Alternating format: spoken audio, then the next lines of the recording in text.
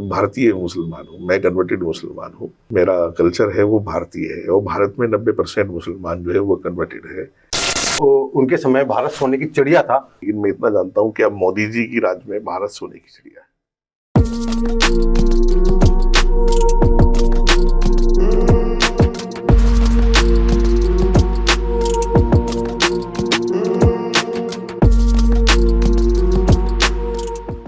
इंसानियत की बात करते हैं, इंसानियत के साथ खड़े होते हैं।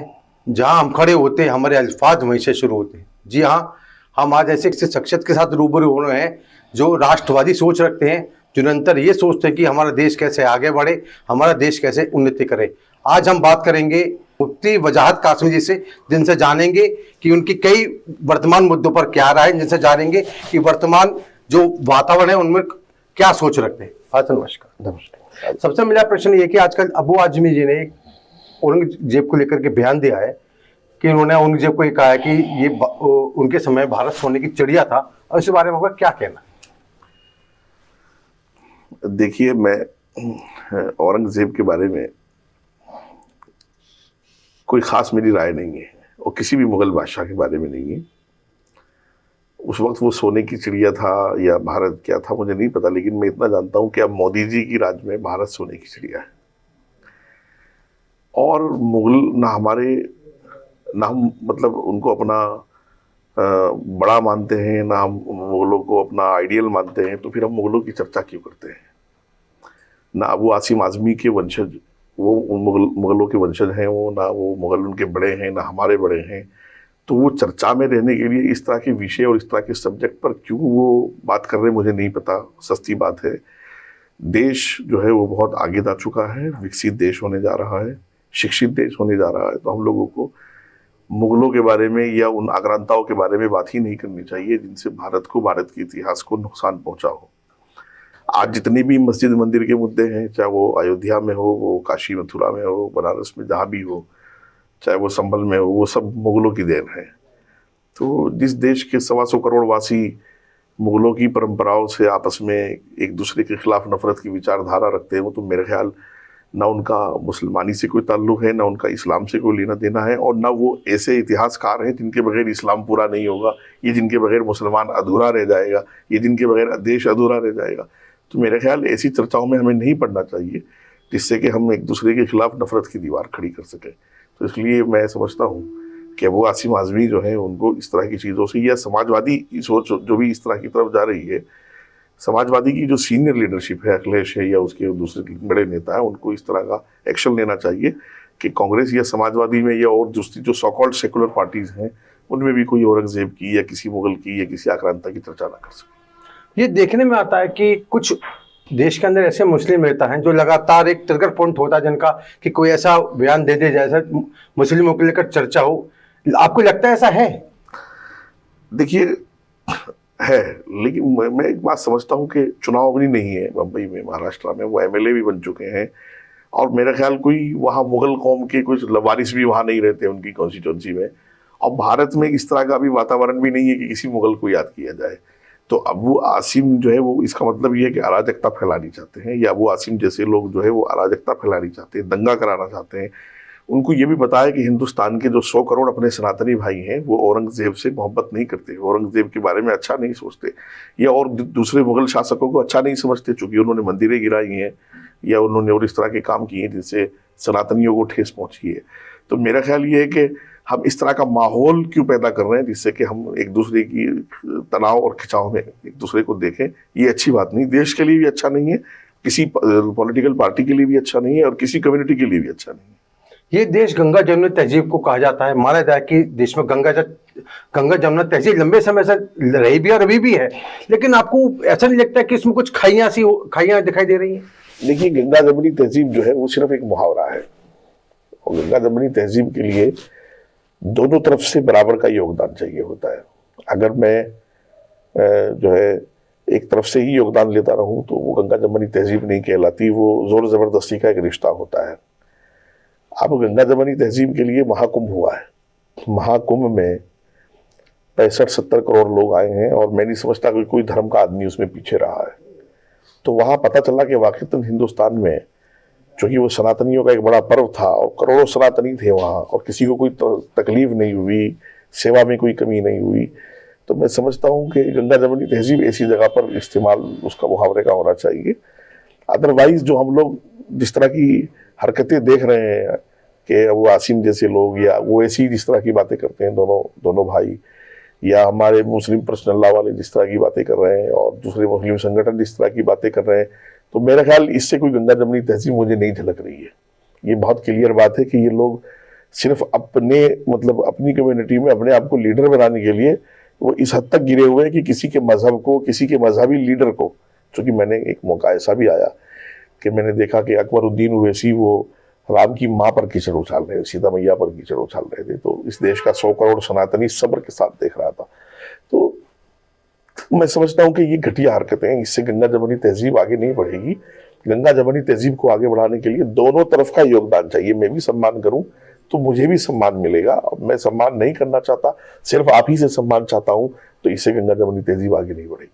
कासिम साहब, आपने अपने जो कहा, आपने इसमें ओवैसी का नाम आया, उनके भाई का नाम आया, आपको ऐसा नहीं लगता कि जब भी कोई ऐसा मौका आता है कि हिंदू मुसलमान एक होने की कोशिश कर रहे हो, फिर ऐसा माहौल बनता है कि एक दूरियां सी बढ़ जाती हैं? हाँ, ये बात सही है कि हिंदुस्तान का जो आम मुसलमान है, 90% मुसलमान जिसको राजनीति से कोई लेना देना नहीं है, जो कमाकर खाने वाला है, जो गरीबी की जिंदगी गुजार रहा है, जिसके पास शिक्षा कम है, जिसको रोजगार चाहिए, वो मुसलमान देश में अमन चाहता है। उसको पता है कि देश में अमन होगा तो रोजगार आएगा, देश में अमन होगा नौकरी मिलेगी, देश में अमन होगा खा कमा सकेंगे। और एक वो है कि जो जिनके बच्चे अमेरिका और लंदन में और ऑक्सफोर्ड यूनिवर्सिटी और दूसरी बड़ी यूनिवर्सिटीज में पढ़ रहे हैं, वो यहाँ इस तरह के बयान दे करके, और उनके साथ कुछ 10-5% लोग लगे हुए हैं जो हा हुल्ला मचाते हैं, जो माहौल खराब कर रहे हैं। ये 90% जो मुसलमान हैं, इसमें एक बड़ी कमी ये है कि ये उनका मुकाबला नहीं कर पाते। 90% मुसलमान उनको अपोज नहीं कर पा रहा है। तो इस वजह से मैं समझता हूँ कि जो मुस्लिम लीडरशिप में ओवैसी जैसे लोग हैं, और भी कई ऐसे सिद्धू हैं जिनको हमें एक्सपोज करना चाहिए, और कम्युनिटी से उनको थोड़ा सख्ती के साथ इसका वारंट मिलना चाहिए कि वो इस तरह वार्न करना चाहिए उनको कि इस तरह की हरकत ना करें वो, जिससे कि हमारे और देशवासियों के बीच में एक दीवार खींचे, या हमें अलग अलग फील हो, एक पड़ोस में रहते हुए भी अलग अलग फील हो। ये हरकत जो है मुस्लिम लीडरशिप को नहीं करनी चाहिए। कासिम साहब, आपने कहा 90% मुस्लिम्स की बात की, आप लगातार एकजुटता की बात कर रहे हो, तो क्या आपकी जो कोशिश है वो रंग ला रही है? हाँ, मैंने देखा कि मैं कह रहा हूँ चीजें समझते तो बहुत तेजी से हैं लोग, लेकिन मजहब एक ऐसा जाल है, चाहे वो जो भी मजहब रहे, खाली मुसलमान नहीं है, क्रिश्चियन भी, यहूदी भी, जो भी मजहब रहे दुनिया में, मजहब का जाल बहुत सख्त होता है, उससे इंसान का निकलना मुश्किल होता है बहुत। और हिंदुस्तान के मुसलमानों के साथ ये ज्यादती हुई है कि इनकी मुस्लिम लीडरशिप ने इनको पॉलिटिकल मामलों में भी धार्मिक बना दिया है। यानी ये मुस्लिम जब आपके साथ खाएगा, आपके साथ उठेगा, आपके साथ व्यवहार करेगा, बिजनेस करेगा, लेकिन जब गाजियाबाद में चुनाव आएगा तो वो मुस्लिम जो है वो इस्लाम बचाने में लग जाएगा। वो मुसलमान जो है वो फिर बल्कि एक तरफा ये कहो कि जो हमारी बड़ी लीडरशिप है, एक मुझे याद आ रहा है कि अरशद मदनी जो है जमीयत के प्रेसिडेंट, उनका एक इंटरव्यू मुझे याद आ रहा है कि उन्होंने कहा था एक मौके पर कि हिंदुस्तान में जो कैंडिडेट बीजेपी को हरा सकता है उसको वोट दो। तो हम लोग फिर इस तरह की राजनीति करते हैं जो एकदम मजहब से जुड़ी हुई राजनीति है, और जब कोई भी चीज मजहब से जुड़ी हुई वो बहुत इमोशनल होती है, और इमोशनल कार्ड एक ऐसा कार्ड है कि उसमें आदमी फेल नहीं होता है। और हिंदुस्तान में जो भी कुछ आज तक हुआ वो धर्म की आड़ में इमोशनल कार्ड के साथ हुआ है, और यहाँ राजनीतिक चीजों को भी धार्मिक बना दिया। यहाँ तक कि फिर तो हमने बहुत आगे की चीजें भी देखी है कि जानवर भी धर्म में बदल गए, गाय जो है वो हिंदू की हो गई, बकरी मुसलमान की हो गई, कलर भी वो फिर तकसीम हो गए कि हरा कलर मुसलमान का हो गया, गेरुआ हिंदू का हो गया। तो फिर तो हमने बहुत आगे की चीजें देखी है। आपने एक बात की इमोशनल कार्ड, ऐसा नहीं लगता कि राजनीतिक पार्टियां इमोशनल कार्ड खेल रही हैं? राजनीतिक पार्टियां, राजनीतिक पार्टियों को लोग बहुत, मैं नहीं समझता कि बहुत उसमें लेते हैं। राजनीतिक पार्टियों का अपना एक माहौल होता है, और राजनीतिक पार्टियों का अपना एक समय होता है काम करने का, बस वो उस समय में एक्टिव रहती हैं। लेकिन जो मजहबी चीजें हैं वो हमेशा इंसान के मन में होती हैं। मजहब में इंसान 24 घंटे लीन रहता है, सोने से लेकर के बैठने तक, व्यापार से लेकर के खाने पीने तक, हर वक्त इंसान धर्म के बारे में सोचता भी है। और वो धर्म एक ऐसी चीज है कि कितना भी बड़ा आदमी रहे, धर्म के सामने वो चुप हो जाता है। राजनीतिक मसला एक ऐसा मसला है कि चुनाव के टाइम में या कुछ खास खास समय आएगा तो स्पेशली एक्टिव होते हैं, बाकी फिर वो, और उसमें भी जनता कितना उनको मेरे ख्याल गंभीरता से लेती है कितना नहीं, इस पर मैं बहुत टिप्पणी नहीं करूंगा। लेकिन मजहबी कार्ड एक ऐसा कार्ड है कि उसको हमेशा खेला जा सकता है, और मैंने देखा है जितना माहौल खराब हुआ है, जितना भी माहौल, वो मजहबी कार्ड खेल करके हुआ। अभी जैसा कि कहा गया है कि भाई बरेली में जो आया है सामने कि खून की होली खेलेंगे और वो सब, चूंकि मैं देख रहा हूँ ये लॉ ऑफ नेचर है, कुदरत का कानून है कि जो आप बोओगे वो काटोगे। जो वहां हमारी मुस्लिम लीडरशिप तौकीर रजा जैसे लोग यूथ में बो रहे थे तो वो काटने को मिलेगा। और हमने अब से पहले भी देखी ही मिसाल, उदयपुर में सर तन से जुदा हुआ कोई वो 1 सेकंड में नहीं हो गया। हमने ऐसा बारूद अंदर पाला है तो वो फिर एक ना एक दिन निकल करके बाहर आया। तो अभी जैसा मैं वक्फ अमेंडमेंट पर मैंने एक बात कही थी, जब वक्फ अमेंडमेंट आ रहा था तो मुस्लिम पर्सनल स्कैन करा रहा था, एक QR कोड था, तो मैंने देखा कि 5-5, 10-10 साल के बच्चे भी उसको कर रहे थे। तो वो एक मजहबी इमोशनल कार्ड ऐसा था कि एक 5 साल का बच्चा भी आपके माथे पे तिलक देखकर ये समझ सकता था कि ये हिंदू है और ये हमारा हक खाने के लिए जो है वो सरकार में बैठा हुआ है। तो ये मजहबी कार्ड बहुत खतरनाक कार्ड होता है। आपने महाकुंभ का जिक्र किया, आपने महाकुंभ की बात कही। महाकुंभ को लेकर लगातार एक टारगेट किया गया कि ये फेल हो गया या इसमें ये हो गया वो हो गया, तो ऐसा क्यों लगा आपको कि ऐसा हो रहा है?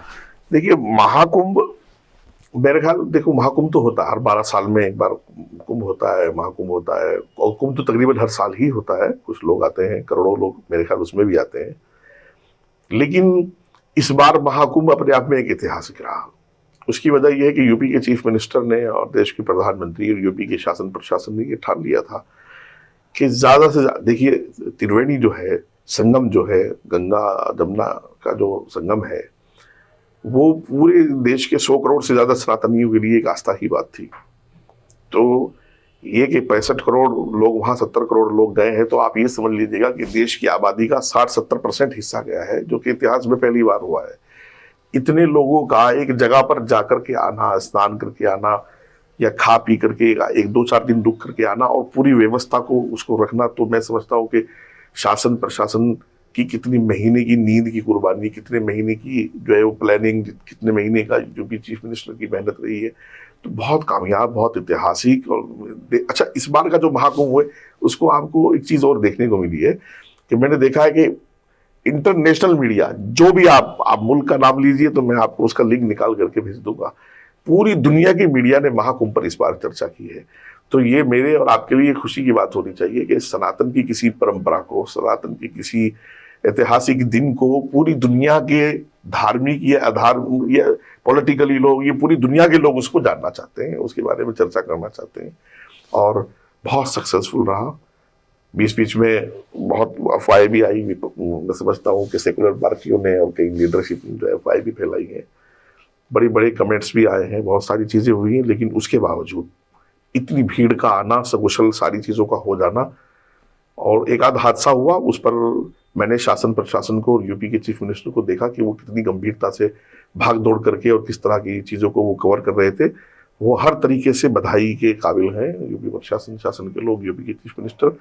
और मैं समझता हूँ कि दुनिया ने हमारी परंपरा को जानने की कोशिश की, ये भी हमारे लिए दुनिया में एक बड़ी उपलब्धि है, ये भी इस महाकुंभ से हुआ। मुफ्ती वाजद कासमी जब प्रधानमंत्री नरेंद्र मोदी की प्रशंसा करते तो क्या उन्हें विरोध का सामना नहीं करना पड़ता? ये कोई बहुत आम बात है, ये कोई नया काम नहीं है। इसको IB इंटेलिजेंस और इसको सारी एजेंसीज और इसको हर अक्लमंद, हर पढ़ा लिखा, हर रोटी खाने वाला आदमी जानता है कि एक, देखिए मोदी जी तो छोड़िए, आप राष्ट्रवाद पर जब बहुत गंभीरता से काम करेंगे तो उसके परिणाम आपको सामने आए, भुगतने पड़ेंगे, और भुगतता भी हुए हैं, ऐसा नहीं है। और तकरीबन देश की एजेंसी बहुत एक्टिव है, सारी एजेंसीज, तो वो समझती भी हैं कि मैं किस तरह उनको भुगत रहा हूँ। हर वक्त जो है परेशानियों का सामना होता है, ऐसा नहीं है कि।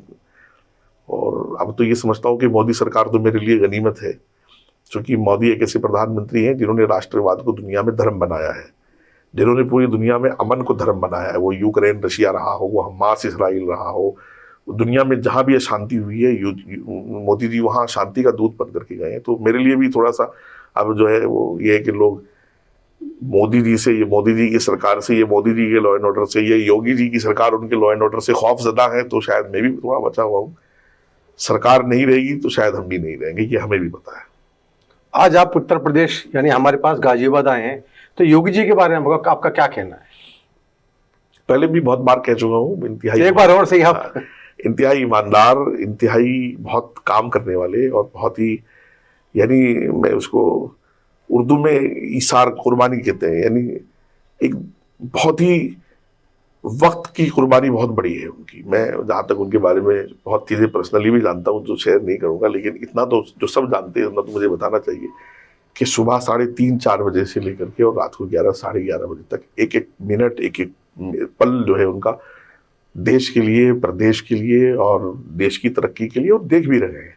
आज आपने बहुत, मतलब जो मुसलमान ताजिर है, कभी हम लोग, मैं मुसलमान की इसलिए बात कर रहा हूँ चूंकि वो विरोध में खड़ा है, मैंने देखा है कि बहुत माफियाज मर गए हैं, या तो कब्र के नीचे हैं, ज़मीन के नीचे हैं, या तो जेल में हैं, या जो गुंडे बदमाश थे वो या तो मर चुके हैं या तो जेलों में हैं। तो फिर तिजारत करने वाले को, बिजनेस करने वाले को कोई फिरौती मांगने वाला नहीं है, कोई वसूली मांगने वाला नहीं है, कोई उनसे जो है ज़बरदस्ती को छीनने वाला नहीं है। तो मैं समझता हूँ कि यूपी में इन्वेस्ट भी बहुत आया इन सब चीज़ों को लेकर के, चूँकि यूपी का नाम किस तरह का था ये तो मैं और आप अच्छे से जानते हैं।